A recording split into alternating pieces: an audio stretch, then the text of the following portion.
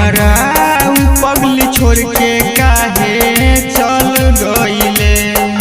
हमरा पगली छोड़ के काहे चल गईले।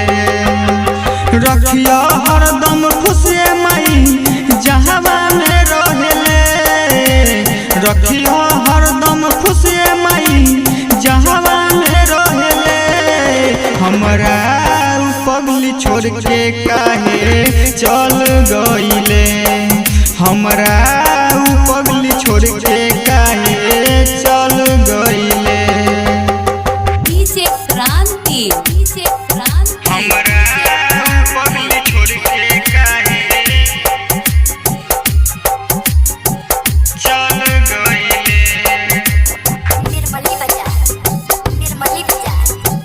चल गईले। दाबा पिया कुछुए माई काम न करे रोग में। लाग हो कि हम मर जाइब ओकर वियोग में। दाबा सुइया कुछुए माई काम न करे रोग में। लाग हो कि हम मर जाइब ओकर वियोग में। रोज रोज उहो सपनवा में रूपवा देखा देले। रोज रोज उहो सपनवा में रूपवा देखा देले। हमरा पगली छोड़ के काहे चल गईले। हमरा पगली छोड़ के काहे चल गईले। डीजे क्रांति हमरा पगली छोड़ के काहे आप अभी सुन रहे हैं विराट म्यूजिक की शानदार प्रस्तुति। चल गईले।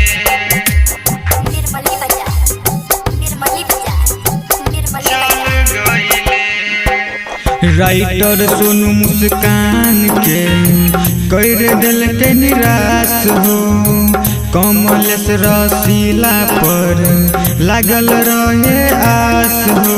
राइटर सोनू मुस्कान के कर दिल के निराश हो।